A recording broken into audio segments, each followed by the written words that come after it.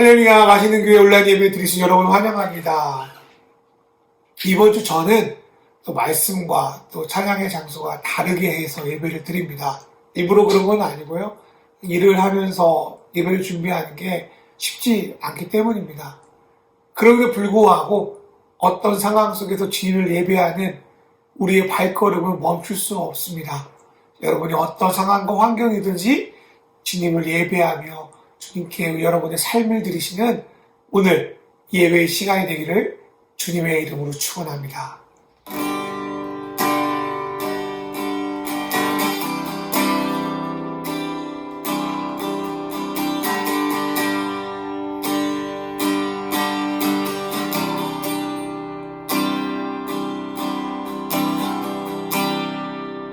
모든 상황 속에서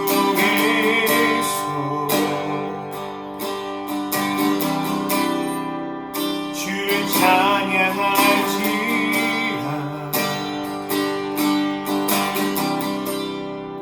주는 너의 그 삶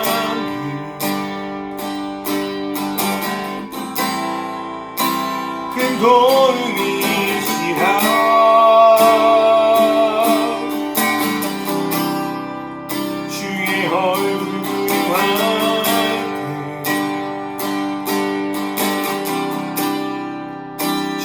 영을 부르사 크신 사랑 안에서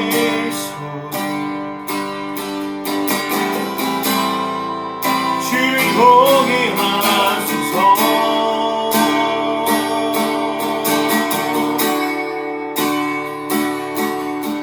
내 영혼이 걱정되고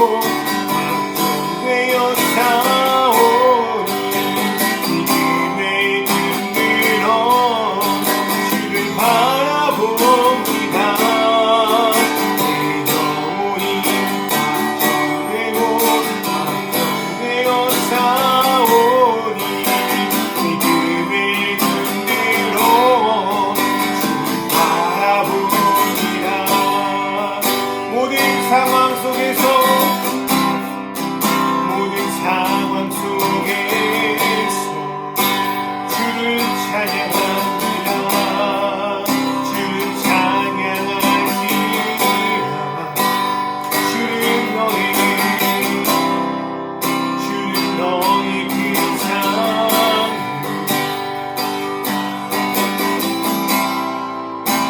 큰 도움이시라.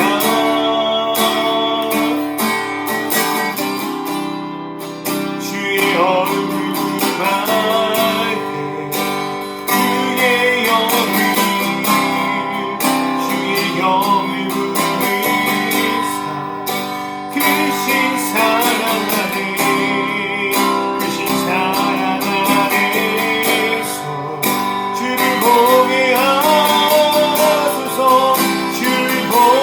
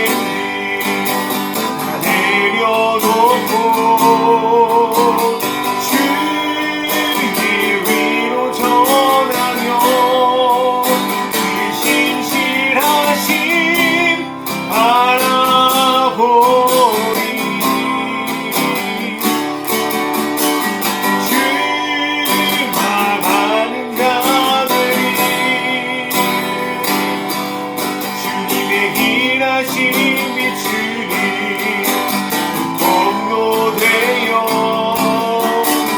주의 나라 위하여 내 소망 넘어 주들이 소서.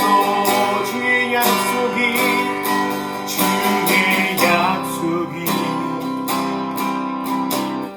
아득하려고 나의 자리를 힘써지니 주의 마음에 아픈 자도 그리 기꺼이 나 걷게 하소서. 주의 계획은 주의 계획은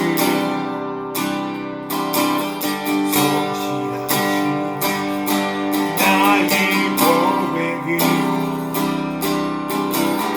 온전케 하는 주의 나라가 세워짐을 만나며 모든 것 기꺼이 주께 드리네. 내 말하시는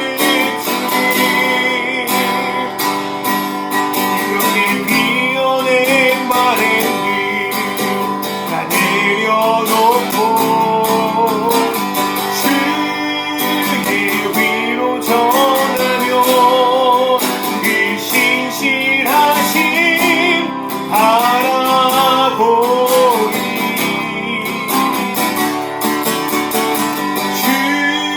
주만 아는 자들이 주님의 일하신 비추니 통로되어 주의 나라 위하여 내 소망 넘어 주들이 소서. 우리 시간 기도하겠습니다. 하나님 아버지, 내 소망, 내 생각 내려놓고 주님의 뜻을 구합니다. 내가 드러나지 않아도, 내가 높여지지 않아도 주님을 위해 살았던, 주님의 나라를 위해 살았던 세례요한처럼, 그리고 요나단처럼 내가 있는 자리에서 주님을 바라보며 주의 약속을 붙들며 나아갈 수 있는 우리의 믿음 허락하여 주옵소서라고 우리 시작 기도하겠습니다. 주여, 오 주님 아버지, 오 주님, 오 하나님 오스카라바다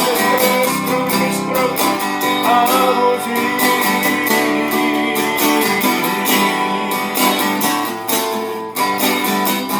오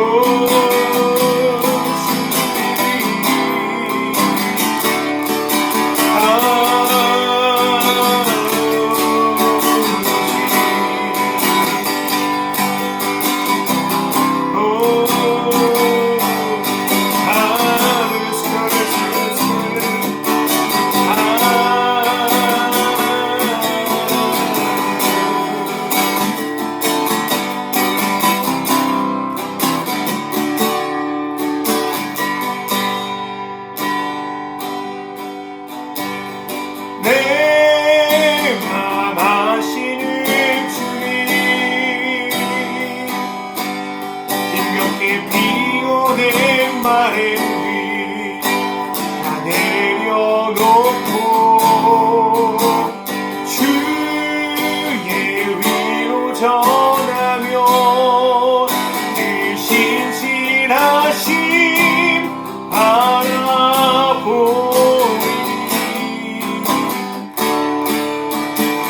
주만 아는 자들이 주님의 일하신 비추니 그 통로되어 주의 나라 위하여 내 소망 넘어 주들이 소서. 잠잠하게 넘쳐나네, 넘쳐나네.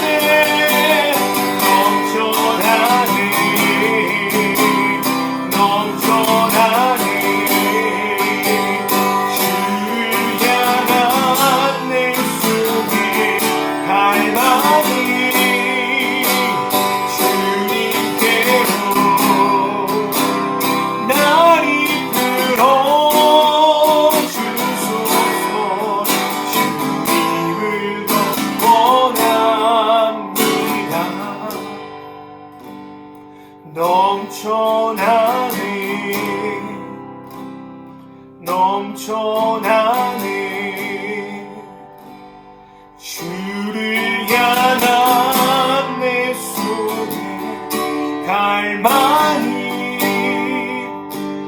주님께로 날 이끌어 주소서 주님을 원합니다. 하나님 아버지, 내 욕망과 내 뜻이 아니라 주님을 향한 갈망과 사랑이 넘쳐나기 원합니다. 그 사랑이 넘쳐날 때 나는 죽고 나보다 더 귀하신 예수를 위한 삶을 살아갈 줄 믿습니다. 하나님, 오늘 말씀을 통하여 세례 요한에 대해서 봅니다. 그리스도로, 엘리야로, 모세로 인정받을 수 있는 상황에도 불구하고 나는 그가 아니다. 나는 광야에 외친 소리이다.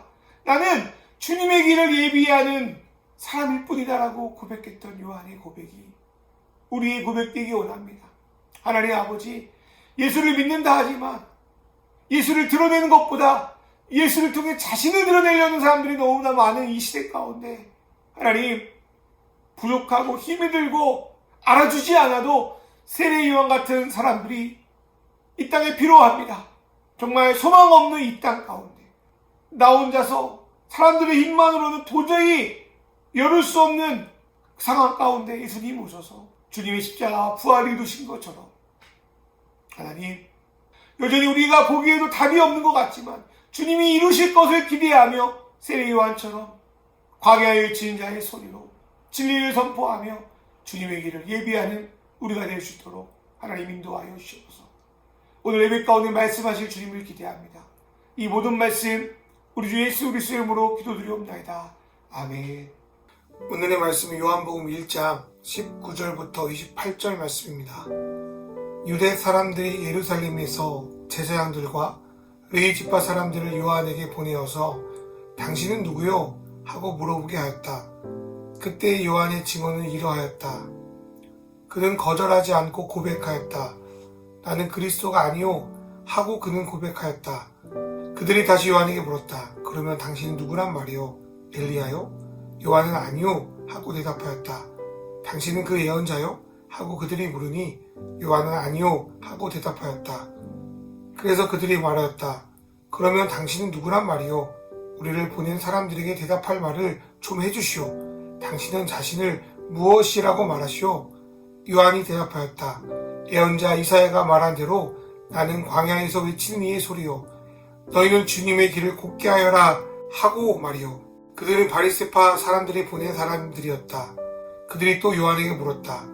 당신이 그리스도도 아니고 엘리야도 아니고 그 예언자도 아니면 어찌하여 세례를 주시오? 요한이 대답하였다. 나는 물로 세례를 주오.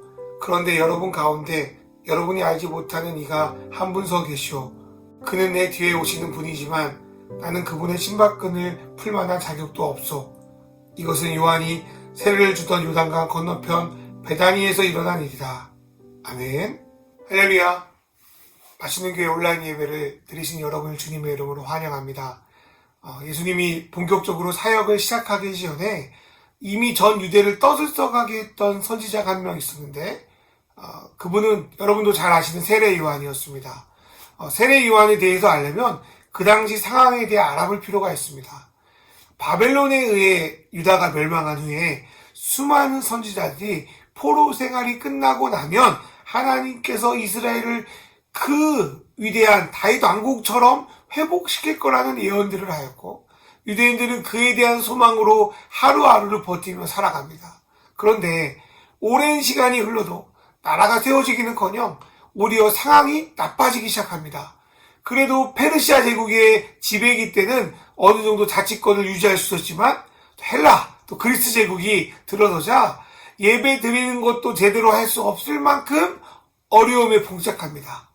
그때 마카비우스라는 유대인이 나타나서 그 그리스인들을 쫓아내고 하스몬 왕조라는 자치 왕조를 세웠지만 그것도 잠시 얼마 못 가서 로마의 지배를 받게 됩니다. 이런 시대적 상황에서 왜 하나님이 예언대로 이스라엘을 회복시키지 않을까라는 의구심이 생기는 것은 당연합니다. 유대인들은 우리가 뭘 해야 되지? 어떻게 해야 하나님 우리를 구원해 주시지? 무엇을 해야 그 옛날 모세나 다윗이나 그 위대한 선지자들 같은 메시아를 우리에게 보내주셔서 우리를 구원해 주실까? 그런 것이 유대인들의 아주 큰 관심사였습니다. 그럴 때 빈들에서 세례 요한이 나타납니다. 세례 요한은 그 당시 사람들의 죄가 무엇인지를 날카롭게 지적하고 그 죄에서 온전히 돌이키지 않으면 하나님이 너희를 회복시키지 않는다는 엄중한 경고의 메시지를 전파합니다. 그리고 이제까지 죄 가운데 있었다면 그 죄에서 돌이키고 새로운 삶으로 결단하는 의미로 세례를 베풀기 시작합니다. 세례 요한은 왕에게까지 날카롭게 그 죄를 지적할 정도로 대단한 메시지를 갖고 있던 사람이었어요. 그 메시지를 들은 사람들은 자신 속에 있는 죄를 발견하고 그 죄가 견딜 수 없어서 세례를 받기 시작합니다. 세례는 단지 씻는 의식이 아니라 이전까지 나는 죽고 새롭게 변화되어 살겠다고 결단하는 의식이었습니다. 이 세례에 대한 구절이 구약 성경 예수계에서 36장 25절에 나와 있습니다. 그리고 세례 요한이 한 일은 마치 출애굽 때 이스라엘 백성이 시내산에서 하나님을 만나기 전에 이틀간 목욕을 하고 자신의 옷을 빨면서 하나님을 맞을 준비를 했던 것처럼 하나님의 아들 예수 그리스도를 만나기 전에 이들의 마음을 성결하게 거룩하게 하여 메시아를 맞을 준비를 이 세례를 통해서 시킨 겁니다. 요한이 세례를 베풀 때 자신이 뭔가 잘못되었다, 자신의 죄가 있다, 내가 하나님께 돌이키고 싶다라는 많은 사람들이 요한 앞에 나와 세례를 받고요. 심지어 예수님까지도 요한 앞에 나와서 세례를 받습니다. 그런데 이 세례 행렬에 참여하지 않는 사람이 있었는데 그 사람들은 자신이 의인이라고 착각하는 사람들이었어요. 그 사람들을 가리켜서 요한복음 유대인들이라고 표현하는데요. 이들은 예루살렘에 거주하고 자신들만이 아브라함의 특별한 자손이라는 어떤 선민의식을 가지고 있던 자들이었습니다. 이들은 로마에 협조하여 자신의 배를 충족시키고 어느 정도 권력을 누렸어요. 그리고 그 외에 고통받고 있는 사람들을 외면했어요. 그러면서도 하나님께서는 자신들처럼 거룩하고 똑똑하고 율법을 잘 지키는 사람들을 통하여 이 나라를 다스리고 새롭게 만들 것이라는 생각을 갖고 있었어요. 완전히 내로남불격인 믿음을 가지고 있었던 거죠. 이런 이들에게 세례 요한은 매우 위협적이고 경계의 대상이었습니다. 왜냐하면 자신들이 해야 될 역할을 세례 요한이 하고 있기 때문이라고 생각했기 때문입니다. 그래서 이들은 자기 사람들을 보내어서 요한의 정체에 대해서 캐물을 합니다. 첫 번째로 제사장들 레인들이 당신은 누구시오? 라고 요한에게 질문합니다. 이 질문하에는 과연 당신이 하나님이 보내신 메시아입니까? 라는 질문이 숨겨져 있습니다. 이들이 요한을 찾아왔을 때 주위에는 수많은 요한의 추종자들이 함께하고 있었을 거예요. 레인과 제사장들과 달리 이들은 자기가 따르는 요한이 어서 빨리 메시아인 것을 밝히기를 원하고 있었을 겁니다. 사람들은 설사 나중에 속더라도 지금 자기가 따르는 사람이 대단한 사람이라고 믿고 의지하기를 원합니다. 결코 아무것도 아닙니다, 저는 능력이 없습니다 라는 사람을 따르고 싶어 하지 않습니다. 그래서 수많은 정치인들이 지키지도 못할 약속을 남발하며 시민들을 선동하여 표를 긁어 모은지도 모르겠습니다. 요한이 이 질문에 대해서 어떤 답을 내리냐에 따라서 요한의 사역의 방향이 변화됩니다. 세상의 지혜는 보통 이런 곤란한 질문을 받을 때 이것도 저것도 아닌 애매한 말이나 복잡한 어투로 자신의 본심을 가리라고도 합니다. 세상은 솔직하면 손해를 보기 십상이고요. 사실을 말하면 오히려 대중의 의면을 받기 쉽습니다. 대중은 사실이 아니라 자신이 원하는 것을 듣고 싶고 보기 원하기 때문입니다. 하지만 요한은 자신을 향한 모든 변수에 대하여 피하려 하지 않고 솔직하게 정면 돌파하며 말합니다. 나는 메시아가 아니요.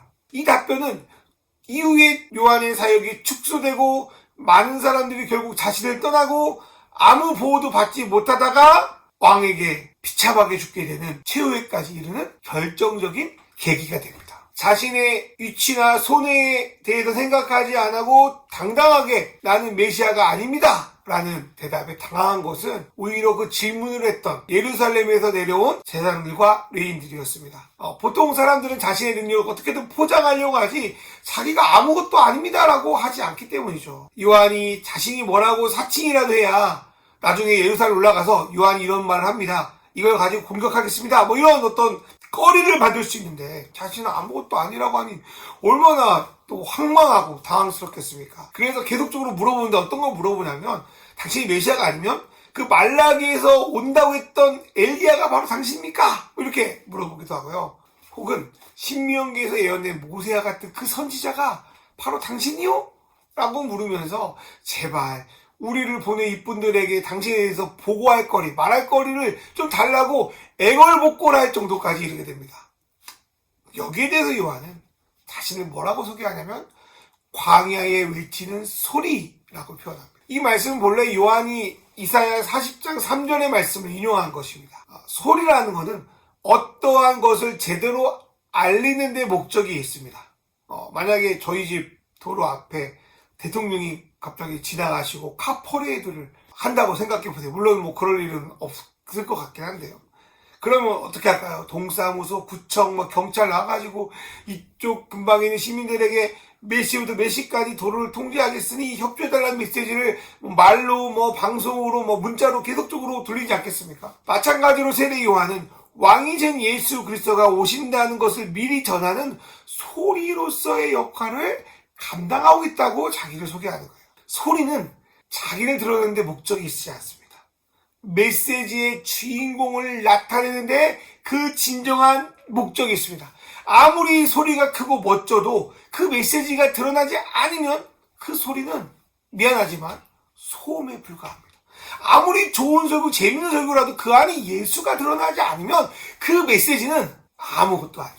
요한은 자신이 하나님이 행하신 위대한 사역의 주인공이 아니라 주인공을 알리는 소리라는 것을 너무나도 잘 인식하고 있었습니다. 그렇게 자신을 메시아, 엘리야, 모세 이렇게 높여주는 것으로부터 벗어나 나는 소리다. 나는 소리로서의 사명을 감당한다라고 가감하게 선포할 수 있는 겁니다. 이 시대 목회자들이나 그리스도인의 역할도 마찬가지라고 생각합니다. 자신을 드러내는 것이 아니라 예수를 드러내야 합니다. 우리 삶에 내가 아닌 예수가 드러났다면 교회 다닌다고 하면서 눈살 찌푸리게 하는 그런 행동하지 않을 거예요.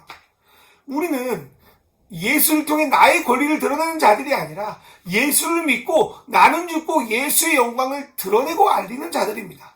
우리는 그런 예수의 소리를 내는 자들이지 결코 소리의 주인은 아닙니다. 여러분 지금 어떤 소리를 내고 계십니까? 소리의 주인이신 예수를 여러분 삶 속에서 드러내고 계십니까? 아니면 어떻게든 내가 소리의 주인이 되려고 바득바득 소리 지르고 계십니까? 가장 좋은 음식은 메인 재료 본연의 맛을 가장 잘 드러내며 있다고 합니다. 그렇게 거기에 들어가는 양념이 너무 강하면 메인 재료를 먹는 것이 아니라 양념 맛으로 먹는 거예요. 맛있다고 하는 사람도 있겠지만 그거는 좋은 음식이 아니라 망친 음식이 됩니다. 물론 우리 안에는 내가 드러나고 싶고 튀고 싶은 욕망이 있어요. 저도 있습니다. 그러나 우리는 양념이지 메인 재료가 아니에요. 우리는 식탁의 주인공이신 생명의 빵이신 예수 그리스도를 제대로 알리고 맛보게 하는 양념으로서 소리로서의 그 목적이 있습니다. 자신이 양념임에도 주인공이 되려고 계속적으로 자기를 드러내려고 하는 사람은 그러다가 자신이 잘 안 드러나면 어떻게 하시는 줄 알아요? 낙심하고 분노하고 질투하게 됩니다. 그리고 어떻게든 나를 포장하려고 애쓰다가 자신이 영광을 받고 주인공이신 예수를 제쳐두기 십상입니다. 반면 내가 아닌 예수를 드러내는 데 목적이 있는 사람들은 자신이 드러나는 순간순간마다 자신을 감추고 그 영광을 하나님께 올려드립니다. 내가 드러나지 않아도 낙심하지 않고 예수가 드러남을 기뻐합니다. 사랑하는 여러분, 우리가 타락하지 않으려면 어떻게 해야 되냐면 내가 주인공이 아닌 것을 계속 깨달아 알 때 우리는 변질되지 않습니다. 타락하지 않습니다.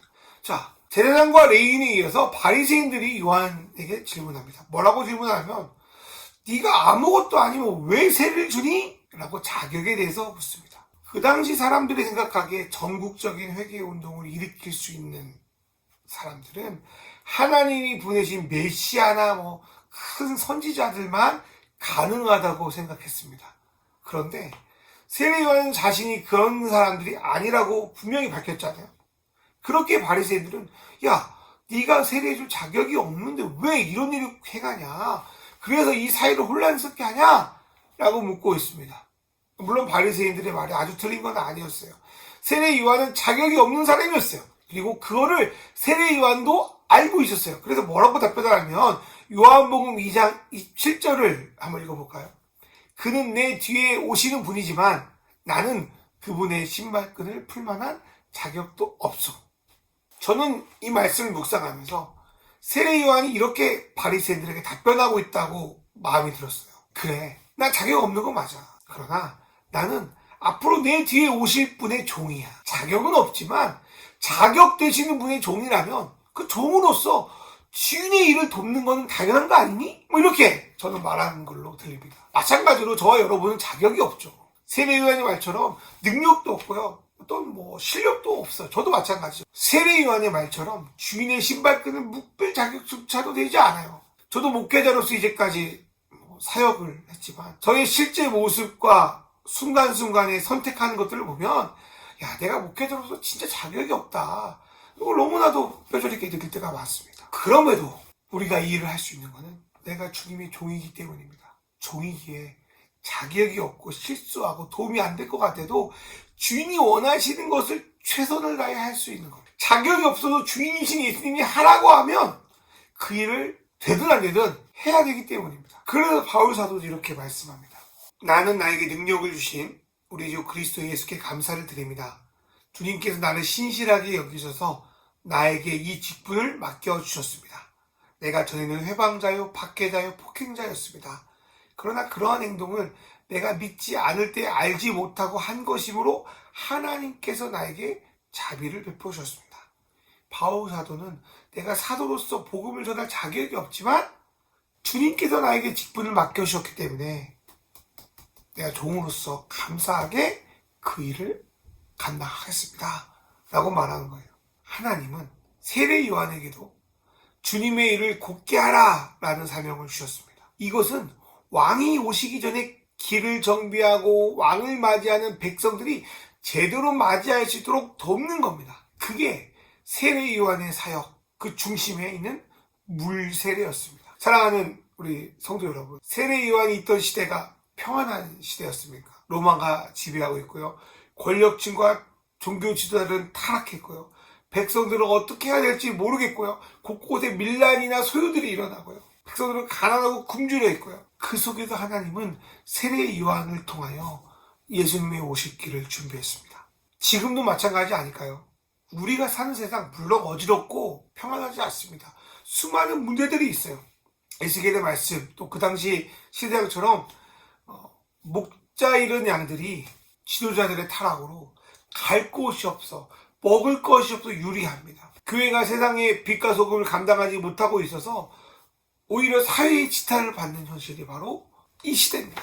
근데 그 속에서 우리가 분명히 아는 거 하나 있지 않습니까? 바로 예수님이 다시 오신다는 거예요. 1세기 때 성도들은 그 혼란한 시대 가운데 메시아가 올 거라는 소망으로 붙들고 살았던 것처럼 우리도 이 혼란한 시대에 우리가 붙들 수 있는 유일한 진리는 주님이 다시 오신다는 사실이에요. 소망이 없던 유대 나라에 소망이 되어 오신 예수님께서 소망이 없는 우리에게 왜 오시지 않겠습니까? 당연히 오지 않겠습니까? 이것을 소망으로 바라보는 자는 이 땅에서 세례 요한의 삶을 살아갈 수 있습니다. 이것을 소망으로 바라보는 자는 이 땅에서 세례 요한의 삶을 살아갈 수 있습니다.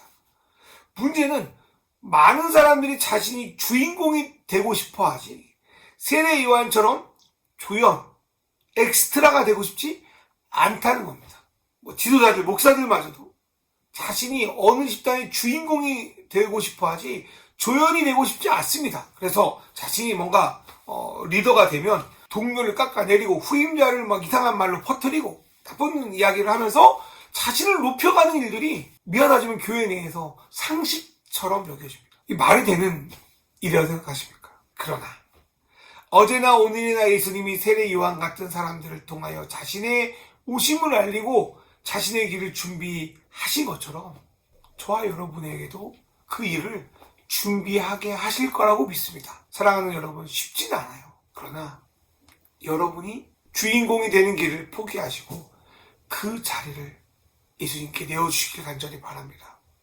그리고 내가 내 삶 속에서 예수를 전하는 광야에 외치는 소리로 살아가시기를 권면드립니다. 내가 주인 되려고 열심히 일하는 것이 아니라 내가 성공하려고 돋보이려고가 아니라 주인 대신 예수님이 맡기신 일을 종으로서 감당해야 하며 살아갑시다. 다른 누구가 인정해 주신 것에 목말라 하지 않고 우리 삶은 주인이신 예수께서 인정해 주실 것이니 예수께서 원수들의 목전에 내 상을 주실 것이니 그를 붙들고 나아가면 좋겠습니다. 이렇게 살아가기로 결단한 자들의 삶이 물세례를 받은 사람들의 삶입니다. 세례를 그냥 받았다고 변하는 것이 아니라 세례를 받을 때 이전에 나는 죽고 이제부터 예수를 위해서 살아가는 조연이 돼야겠구나 라고 결심하는 게 물세례의 참된 의미입니다. 물세례는 이제부터는 세상의 우상들을 가감히 거부하고 주님을 위한 거룩한 삶을 살아야겠다고 결단한 거예요. 우리는 본래 능력이 없는 사람입니다. 성령과 불은 내가 만들어내는 게 아니라 주님이 만들어내는 거예요. 그래서 우리는 거기에 억지로 얽매일 필요가 없습니다. 우리는 세례 요한처럼 물의 사역을 감당하면 돼요. 요즘 교회에 들어오는 새가족들을 보십시오. 정말 일부 교회를 제외하고는 모두 다 기존 신자들이에요. 더 이상 교회에 예수님을 모르는 사람들이 들어오지 않는다는 거예요. 오히려 교회 안에 있는 자들은 밖으로 뛰쳐나가는데 교회 안으로 예수를 모르는 자들이 들어오지 않아요. 이때 필요한 게 바로 세례 요한이 했던 물세례 사역이 저와 여러분의 삶 속에서 필요하다는 거예요. 뭐 여러분이 직접 물세례를 주라는 게 아니라 물세례의 참된 의미를 가지고 세례 요한처럼 주님의 길을 예비하라는 겁니다. 우리가 이렇게 세례 요한처럼 물의 사역을 감당할 때 사람들은 우리에 대해서 관심을 갖게 되고 우리의 삶의 중심이 된 예수를 바라보게 되고 결국 예수를 받아들이게 되는 일이 다시 생겨날 거라고 저는 믿습니다. 그리고 주님의 길을 예비하려고 열심히 달려가는 저와 여러분의 삶을 통하여 예수께서 우리 삶 속에서 우리 주변에 성령과 불의 사역을 일으켜 주실 걸 저는 믿고 기대하고 있습니다. 그 믿음으로 소망을 붙들고 나아가는 저와 여러분 되기를 주의 이름으로 축원합니다. 이 시간 기도하겠습니다. 우리가 주인공이 되는 길을 버리고 주인이신 예수를 전하는 광야의 소리가 되게 하소서. 자격이 없는 우리를 부르셔서 주님의 일에 동참하게 하신 예수께 감사하며 최선을 다해 주님의 일을 감당하게 하소서. 우리의 삶이 주님의 길을 예비하는 삶 되게 하소서. 주님의 불과 성령의 세례가 우리 가운데 임하게 하소서. 이 시간 다 같이 기도하겠습니다.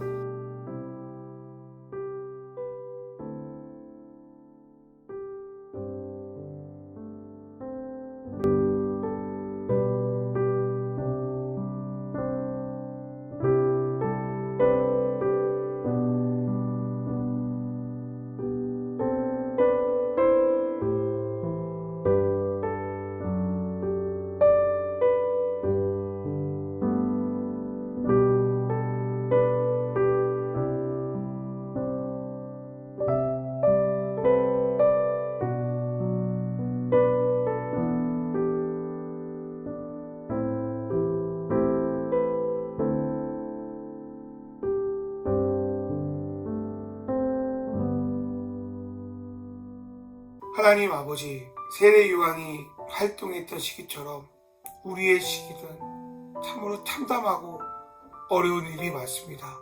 그러나 그 절망적인 상황에서 광야에 외치는 자의 소리로 예수 그리스도의 오심을 준비했던 세례 요한을 바라보며 우리가 상황과 환경에 절망하지 않고 다시 오실 예수님을 바라보며 예수님의 길을 예비하는 자들 되게 하여 주시옵소서. 하나님, 예수를 믿는다면서 어떻게든 자기가 돋보이고 자기가 주인공이 되려고 하는 이 현실이 교회를 무너지게 하고 타락하게 합니다. 하나님 아버지, 우리가 결코 주인이 아니라는 것, 우리는 주님의 종이라는 것을 잊지 않게 하시며 순결하고 거룩하게 주님의 길을 준비하며 나갈 수 있도록 인도하여 주시옵소서.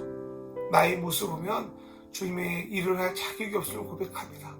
그러나 주님께서 우리를 부르셨으니, 주님께서 나를 종으로 부르셨으니 종된 역할을 감당할 수 있도록 인도하여 주십시오.